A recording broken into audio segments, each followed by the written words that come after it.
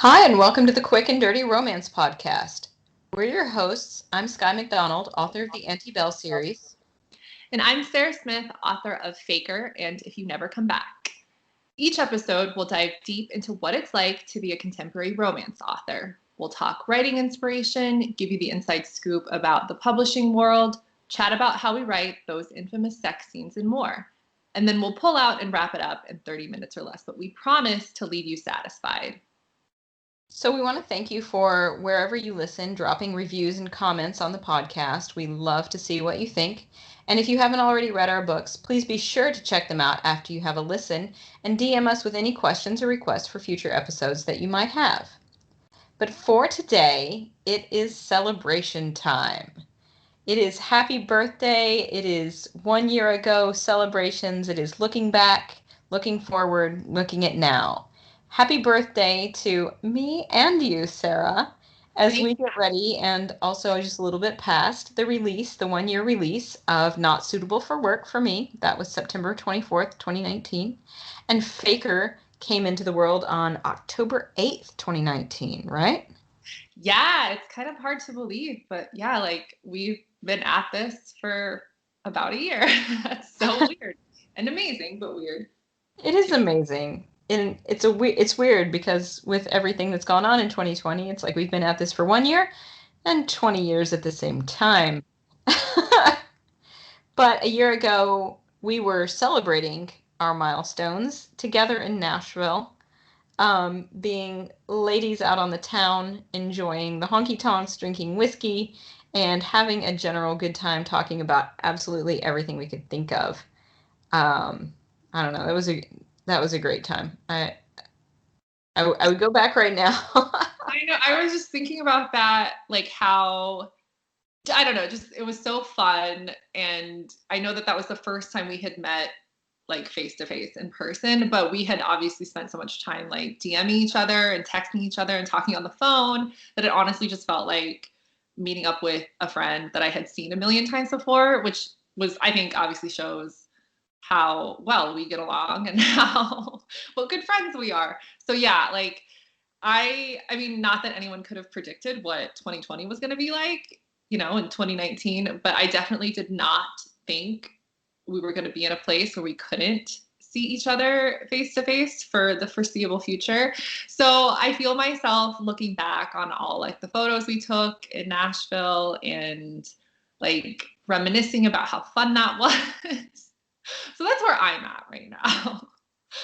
Yeah, same. We had plans to do author events in the spring of this year. We were all set. I was going to come to the West Coast. It was great.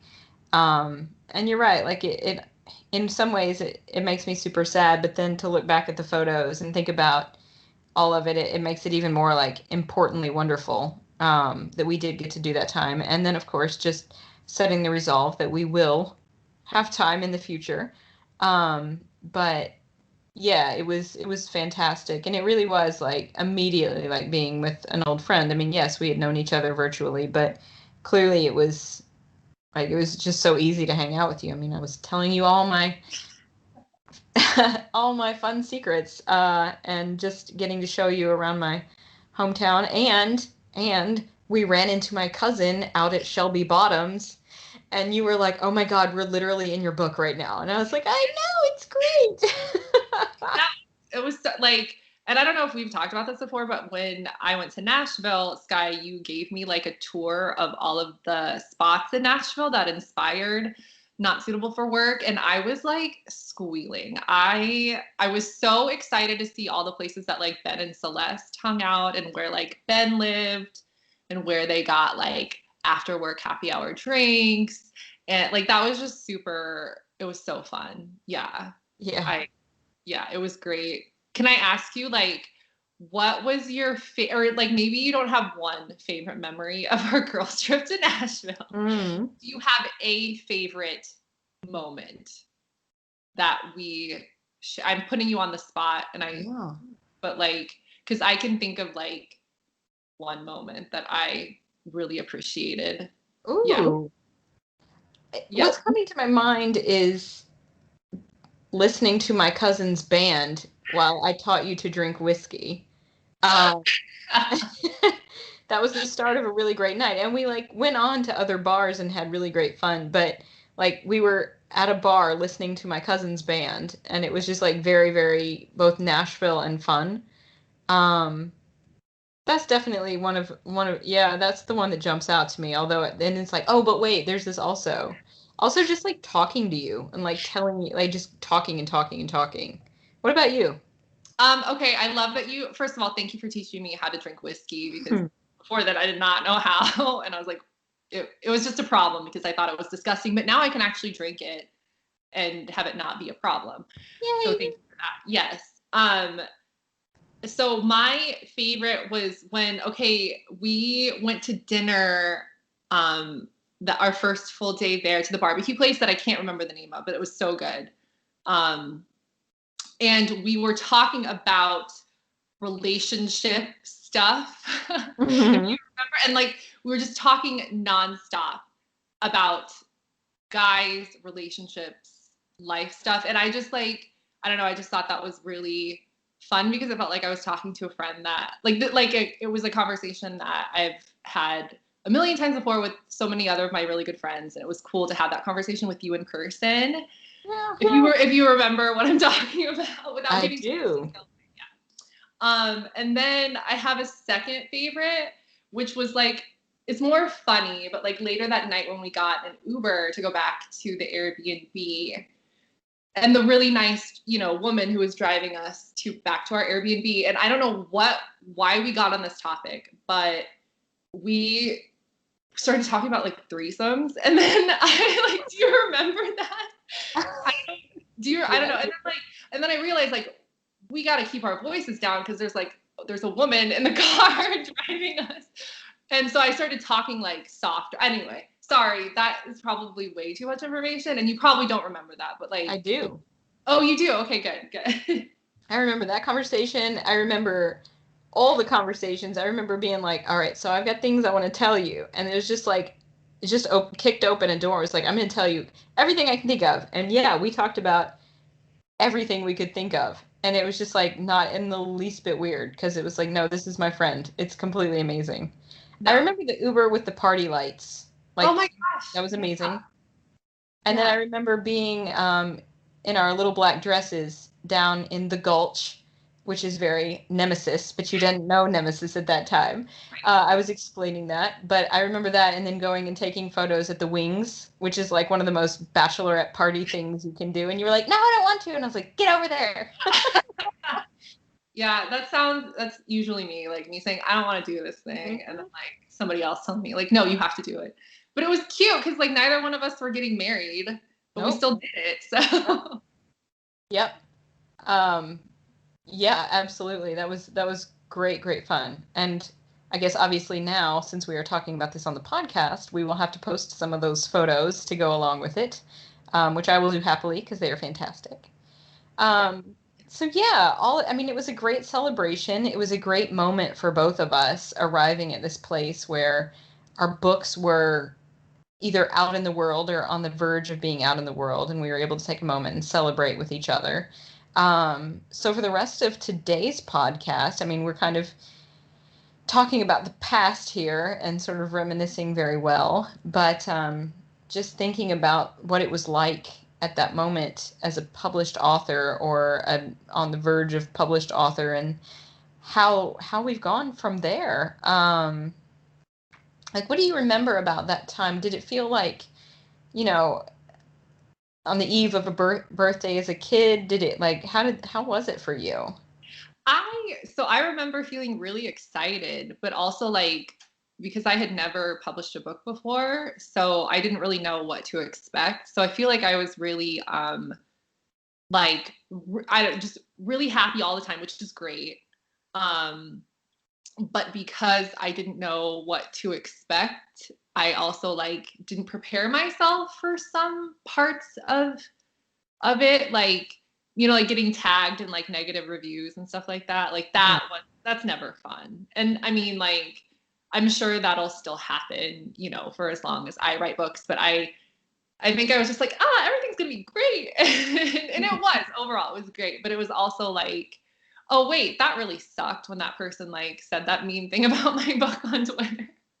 So I guess I just remember like navigating the whole idea of how, like, I was just navigating having a book out in the world and trying to figure out like, okay, do I need to respond to every single thing that like people send me, or is it okay if I just take a day and like don't talk to anybody because I just kind of want to like have a moment to myself and reflect on like what I've accomplished.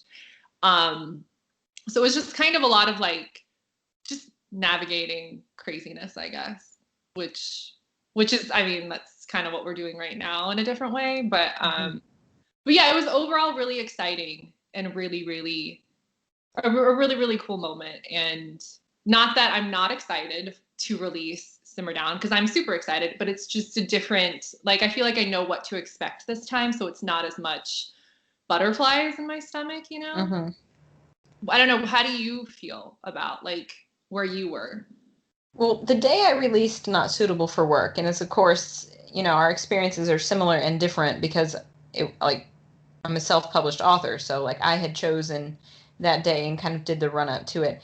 The day I felt like I was walking on air. Like it was just such a special day. It was like, and I'm going through, I remember I taught spin class that morning, I taught school that day, but the whole time I'm going through those parts of my life, I'm like, it's my day. And then, I was super excited for it, and like the reception went really, really well. I had a great amount of people who came on board to help me do the book launch. Of course, you being one of many, but like super important. And then, like my oldest friend, she's Bookstagrammer. She sent me irises as like a congratulations because that's the Tennessee state flower. So it was super great. But I just remember thinking like, okay, I've started this thing, and like I saw this through to a place that I wanted it to be, and it was super meaningful because there was time in the summer of that year before I decided to self-publish that I was actually contemplating just leaving it all, like just shelving all of the manuscripts and just being like, I'm not doing this. I can't do it. So it was very, very triumphant. But what you're saying about Simmer Down does make sense because, of course, I've released, again, by my discretion, but like when Off the Record came out in December, it was exciting again, but it was an entirely different situation. It was Not Suitable for Work. It was like, oh my God, I've done it. And Off the Record, it was like, yeah, this is right. It feels right. Because like I had waited so long, and as you know, I have a ton of material. So it was it was a different kind of satisfied, but it was still very special when Off the Record came out as well. But it was very much more of a like firm resolve as opposed to just like this effervescent feeling as we went into it. Um, so yeah, it was great. It was like, but getting to go to Nashville and like getting to show you around Nashville when you had been such a great champion of the book, it was so amazing. I wish that it was not the situation that we are in. So then I would just suggest, you know, we just like do an on location ladies trip for Simmer Down and celebrate because I could use a beach vacation. Oh my God. Oh God, I so could right Mhm. now. I think everybody is just like, I think everybody's just done with the state of the world right now. And that I would absolutely love to get the hell out of Mhm. here, go to a beach someplace, but you know, Well, okay, so if we're talking past, present, and future, and we're talking the state of the world, what are you working on now? You want to talk about, should we? Should we? Should we yeah, talk about what yeah, we're working on? I think that's a good idea. So I'm working on a third rom-com romance for my publisher Berkeley, and that is called On Location, and that is due out sometime in 2021. I don't have a release date yet because the world is ending, obviously. So, but that is another kind of like an enemies to lovers romance between crew members on an outdoor TV show that's shooting in Utah in the national parks. So I think I had a really nice time writing it. I think it's a really fun concept, and there are a lot of really cute moments of like banter and fighting that turn into heat and steam and love, like everything else that I write is. So I'm really, really excited about that. And I'm really excited to share that with everybody sometime next year, hopefully. Yeah. So that is what I'm working on. And then I'm also working on a couple of other writing projects that like I can't, again, this is so annoying, but like I can't talk about them because they're still being like worked out and finalized.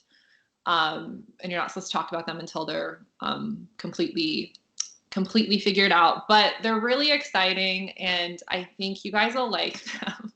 As annoying as that sounds, but yeah, so that's what I'm working on right now. What are you working on right now, Skye, for the future? What's up next for you? Oh, it's a tough call, because I mean this upcoming up in October, I'm super excited because I'm going to be able to be an author, and fortunately it's going to be remote, but through a book con from Louisville, Kentucky, and so I'm super excited to be able to be part of that organization, and the Louisville Book Festival has been great about shifting to the online forum.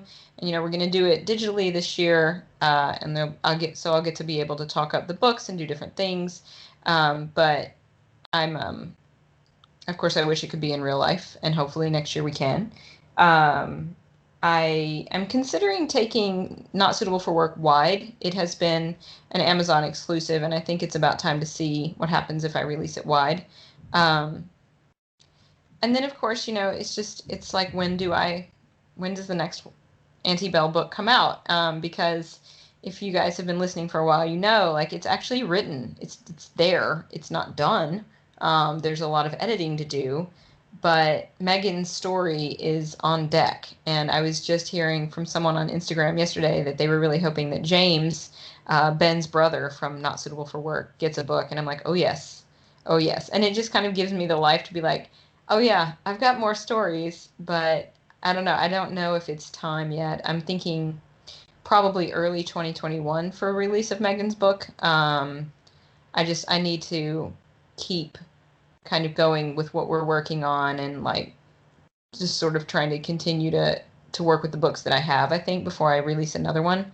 And then one of these days, as you and I have discussed, I am going to be working on a new, probably some sort of memoir slash fictionalized nonfiction story. But in the meantime, mostly just author events and trying to write creatively now, but we'll see.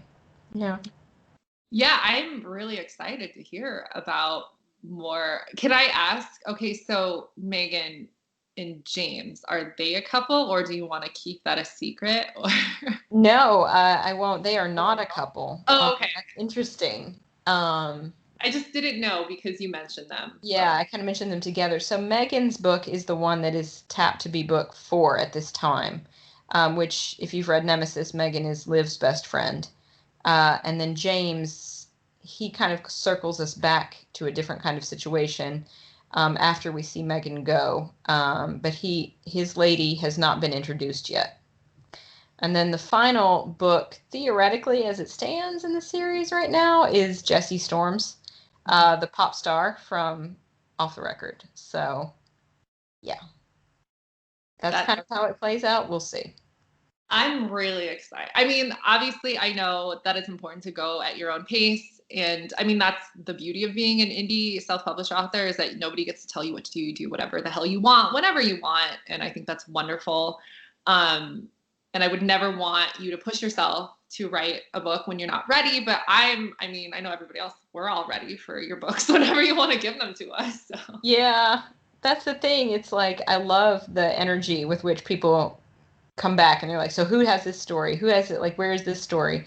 And just like in terms of trivia, like almost everybody has a story, whether it's fully fleshed out or not. But there's a prequel trilogy to the Auntie Bells that goes down in the 80s and 90s in Nashville. And it all has to do with like Celeste's parents and then the people that they know. So like, I've got material. It's just, what is the right pace? And releasing books 1, 2, and 3 so quickly felt right because I wanted them out in the world. I wanted people to have this little arc and to get into this world. But now, yeah, it's like, how fast do I release? And then, of course, I mean, just because they're written doesn't mean they're ready for consumption. They got a Right. long way to go. But yeah, just trying to work through all that right now and like decide what the pace is. We'll see. We'll see. I think that's awesome. I'm excited. Yeah. Good for you. Well, I'm excited for Simmer Down and to hear more about On Location. Uh, very, very fun. All right, so since it is our book birthday, let's just do a little lightning round kind of thing of trivia, um, or any kind of like details about the book, or even the book publishing process that you remember. I think the Nashville trivia was a pretty fun way to kick this off, honestly. I had not thought about the Uber combo, and the need to keep our voices down and be ladies with manners. But um, but yeah, just like any sort of inside, like if I wanted to go back and read Faker again, or as I'm getting ready for Simmer Down, like, I don't know, give me something. Okay, I have a couple things now that I think about it. So, in Faker, so when I first wrote Faker, I based Emmy's workplace, which was like the power tool distributor company. I used to work at a power tool distributor company, and um, and I don't think I've ever told anybody this other than like my coworkers who I was friends with at this place, who all work at different places now. Nobody works there anymore. So when I was writing the first draft of this, I used real names of people that I worked with. Ah, Yeah. Um, and then when I got like interest from my agent when she's like, "Oh, can I read your full manuscript?" I was like, "Absolutely." And then I had to like run back into the manuscript and change everyone's name because I didn't want, like my real previous coworkers to be mentioned in any capacity. But I did miss one person's name. But it was a very like, it wasn't anything like negative. It was just like one mention of, it was actually, if you remember reading, like there's a part where Tate and Emmy are talking at the end and they're filling out the relationship disclosure form or whatever. Mm-hmm. And they have to turn it into Scott in accounting. Well, Scott in accounting is a real person. He was great. I loved Scott in accounting. He doesn't work there anymore, but that's one name that I forgot to change. And I like Scott is wonderful. I don't think he would ever read this book, so it was fine. Like that. So that's a funny thing that I will never do again. I'm never going to use a real person's name in a book because that sucked trying to change everyone's name. And then sorry. Was Emmy always Emmy? Yeah, she was always Emmy. Yeah. Okay. Yeah. And I don't even remember where I heard that name from. Like, I think I just heard a name randomly and I was like, oh, that's a cute name. I like that name. And I just like stuck with that. Nobody ever made me change it. So I kept it. And also another piece of trivia for Simmer Down. If you read Faker and Faker's epilogue, you know that Hawaii is a big part of the book and the epilogue. And Simmer Down takes place in Hawaii, specifically Maui. And Tate and Emmy have a cameo in Simmer Down. But I don't want to say what it is or like what happens or what goes down. If that is important to you, I think you should read Simmer Down to see how they show up. Yes. I love that that's an Easter egg because it's not a sequel. These books are not connected. It's just they happen to have a little cameo, and I think that's brilliant. I love it. Thank you. Yeah. How about you? What are some little trivia tidbits or little nuggets from your series that you'd like to share? You don't have to share if it's too personal. Yeah. I'm thinking about, that's interesting. I'm thinking about it's interesting that you led with like the names and everything, but I never did that. What that made me think of is that one of the things that I had to change, this is super random, but it's funny to me. In the opening scenes of Not Suitable for Work, Celeste walks into the office building and she's describing the scene and she says something about like the whir of a copier in the distance. the term used to be the thunder of a copier in the distance. And this is funny to me because this was changed thanks to my former agent who was doing the edits on it. And she was like, copy machines don't thunder. And what I realized that I was doing was imagining the version of a copy machine that I'm aware of thanks to the New York City Department of Education, which are those monstrous Rizzo machines, which you may remember from like elementary school, which yes, they are still a thing. So when I go to make copies, it's like boom, boom, boom, boom, boom, boom, boom, boom, boom, of this paper. And so like I don't think of like the genteel sound of like boom. And so I was like, oh yeah, I have to think how people in corporate America work because I've worked as a teacher for my entire career. So that was like one of the super random, like tiny details that like I'm really glad she noticed, and I don't think it like made or break the story, but it was just like one of those things. It's like, oh right, that's how they do it in the other world. Um, but yeah, no, there's like, man, there's tons of trivia in the book, and a lot of it I have shared like when we started this podcast, such as like watch out for girls who drink whiskey is a real lifeline that was said to me, and the whole thing about in the scene where Celeste is walking downtown with Ben and she's talking about playing laser tag and playing pub trivia, those are all things that I've done. um I guess I guess my favorite trivia from there is just the way. I really think my favorite thing about Not Suitable for Work and the sort of trivia with it that I can't talk too much about is the fact that other than the boss, basically everyone you meet in that book has their own story. And so like it's like I always want to know when someone has read the book who I'm close to. I'm like, who did you like best? Who was your favorite side character? Because I know their story too. And so then I'm like, oh, okay, you can get that later. Um, so like even when Celeste's mom talks on Thanksgiving Day about how her cooking business started with like pot candy, and Celeste is like, what? It's like this super tiny moment, but there's a whole scene about that in the prequel book.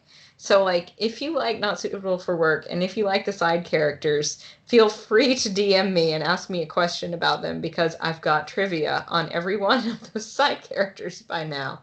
Except for Mr. Rawlings, he does not get his own romance novel. I'm sorry. You can probably, like, fan fiction that one. Somebody can. So, yeah. I love that. That's amazing to hear. I love that. Yeah, it's fun. And then I guess, like, with Celeste's mom, I didn't really intend this, but my sister, when she read the book, said that it felt like a cross between our mother and our grandmother. So I guess that must have been some kind of subconscious thing. But yeah. That's so cool. Yeah, it's cute. But it's been out for a year. It's, it's amazing, and here we are, and it feels like another step. I mean, like I'm really glad that we got to take this moment and just kind of honor this step together. I'm glad we got to do it a year ago. And I'm super excited to see where we go next. But for now, this has been great for me, Sarah. Was it good for you? Hell yeah, it was good for me. Thank you guys so much for listening as we celebrate our first birthday. If you like what you hear, please leave us a review on iTunes or wherever you listen. And if you haven't already read our books, they are Not Suitable for Work and Off the Record and Nemesis by me, Skye McDonald, and Faker and If You Never Come Back by Sarah Smith, and next month, Simmer Down as well. You can find us on Twitter at Quick and Dirty Rom and on Instagram at Quick and Dirty Romance. You can find me on Twitter and Instagram at writer Skye McD. And you can find me also on Twitter and Instagram. I am at author Sarah S. We love to hear from you, so reach out and DM us with any questions or requests for future episodes. Quick and Dirty Romance is part of the Frolic Podcast Network. Find more podcasts you'll love at frolic.media/podcasts. Thanks for listening, guys. We'll see you later. Bye.